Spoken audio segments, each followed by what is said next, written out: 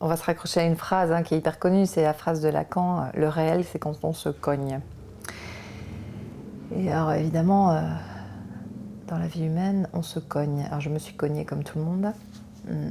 Alors c'est évidemment un sujet brûlant, je ne sais pas comment répondre les autres, mais c'est aussi ce qui vous précipite éventuellement en analyse, le trauma. Donc évidemment là on va parler 10 minutes alors que j'en ai parlé pendant des années et des années et des années. Et ça se déroule, ça se renroule, ça fait des spirales, voilà. C'est la forme de la cure, quoi. En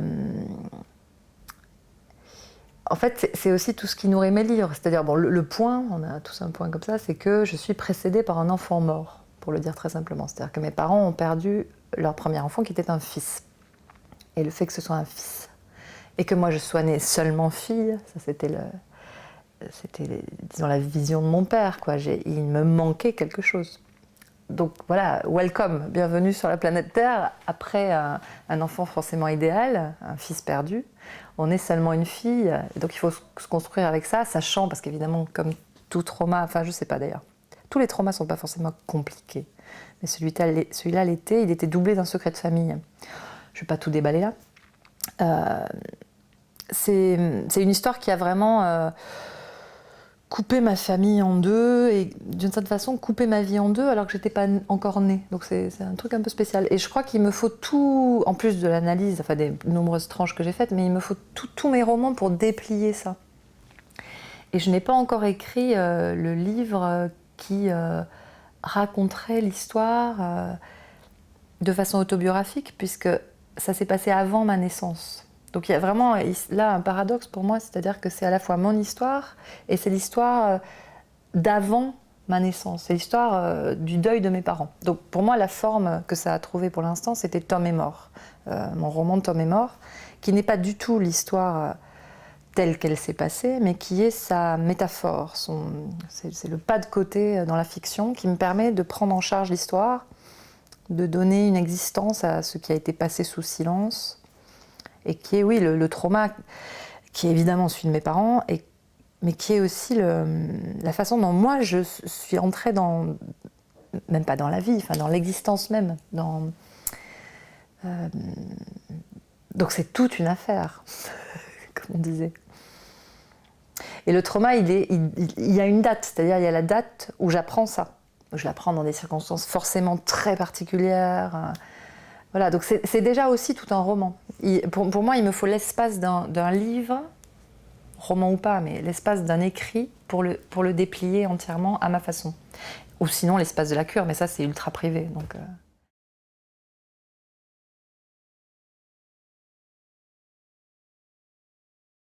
Ah oui, bien sûr. Il reste un objet même. Bien sûr, c'est lié à un objet, un moment très particulier de la journée, une lumière très particulière,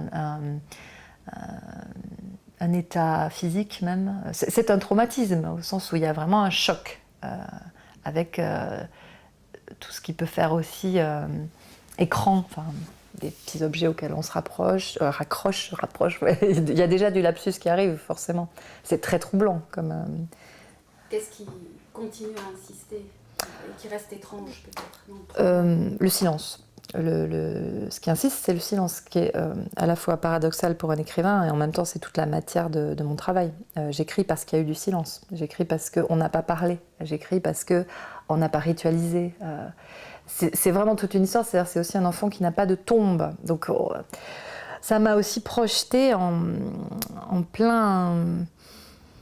Ça a énormément résonné, cette histoire privée, familiale, désastreuse, avec les désastres de l'histoire. C'est-à-dire, quand j'ai appris à peu près à la même époque ce que les nazis avaient fait aux Juifs, j'avais 10 ans, je me suis dit, mais eux aussi, ils n'ont pas de tombe. Alors, bon, la grande histoire et la petite histoire se sont percutées. Je me suis mise à lire Georges Perec assidûment pour y trouver des réponses. Après, j'ai lu les témoignages des camps, etc., alors que ça n'avait a priori rien à voir avec mon histoire. Mais en fait, si. J'ai trouvé pas des réponses. Je ne crois pas qu'on trouve de réponses dans cette histoire-là. J'y ai trouvé un sens... La notion de désastre de Blanchot m'a énormément aidée. Et j'ai trouvé un sens insensé, quoi. Voilà. C'était aussi... Voilà, la seule issue pour moi, c'est le roman ou la psychanalyse. C'est mes deux pattes, quoi, de canard.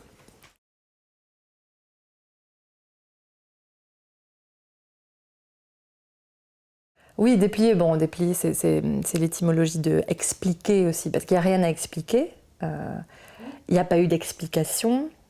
Mes parents ne m'en ont pas vraiment donné, ma mère un petit peu. Bon, quand j'ai commencé ma propre analyse à 25 ans, comme vous savez, il y a des espèces de vagues, d'effets collatéraux. Quand quelqu'un dans une famille, il lui prend la drôle d'idée d'aller voir un psy, ça fait des vagues. Alors ça a eu divers effets sur divers membres de la famille. Et il se trouve que, ma foi, sur ma mère, ça a eu des effets très positifs. Elle a fait une espèce d'analyse sauvage collatérale. Parce que je l'ai affrontée, je lui ai posé des questions, j'ai exigé des réponses, j'ai exigé que ça s'explique. C'était très très très très violent, évidemment. Hein.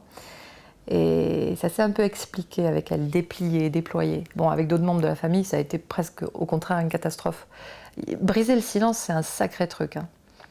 Il y a un côté héroïne du feu, quoi. Et j'y suis allée, j'avais pas le choix, c'était ça ou crever, quoi. Parce que quand on est précédé par un enfant mort, il y a quand même énormément la tentation du suicide. C'est-à-dire, qu'est-ce que je fous là, moi? Je remplace? Qu'est-ce que je fais? Qu'est-ce qu'on me demande? Bon, c'est tout un récit de cure, hein. C'est assez classique aussi. Hein. Le cas est assez répertorié, en quelque sorte. Mais voilà, donc oui, alors le roman va rencontrer le monde, va rencontrer les autres, va proposer l'histoire comme quelque chose qui va appartenir à tout le monde, quelque chose qui fera peut-être miroir, qui va appeler à une communauté. Et là, ça fait 2 ans que j'arrête pas de voyager en Afrique parce que ils ont des rites autour des enfants morts. Ça se comprend parce que le taux de mortalité infantile est très élevé. Donc eux, ils savent faire. Et moi, j'ai beaucoup appris. En Inde aussi, il y a aussi des rites très particuliers dans l'hindouisme. Les enfants en dessous de 6 mois ne se réincarnent pas dans l'hindouisme.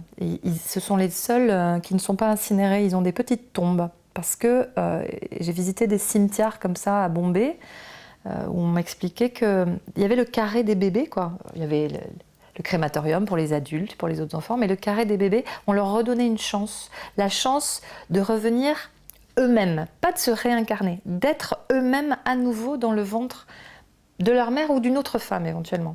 Donc c'était un type de réincarnation très particulier. Avoir la chance, le droit de revenir soi-même. Ça m'intéresse beaucoup. Et chez les Yoruba, au Nigeria ou au Bénin, il y a ce qu'on appelle les abikus, qui sont aussi...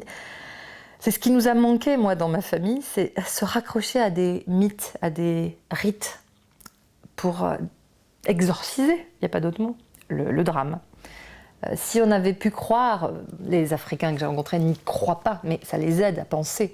Si on avait pu avoir ce motif mythologique d'un enfant qui revient, d'un enfant qui meurt mais qui reviendra, d'un enfant qu'il faut exorciser, d'un enfant... Ça s'appelle les abikus, c'est tout... Je ne vais pas tout raconter parce que c'est très très complexe comme mythologie.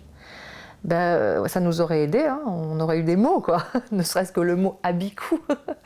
On n'avait aucun mot.